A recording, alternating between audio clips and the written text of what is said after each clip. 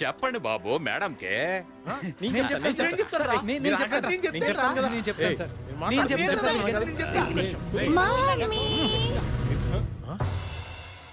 Hi చిన్న.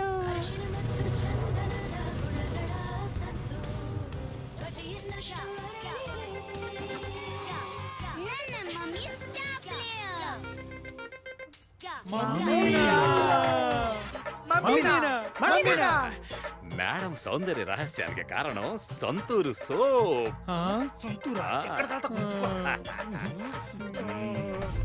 Bye uncle. Hi.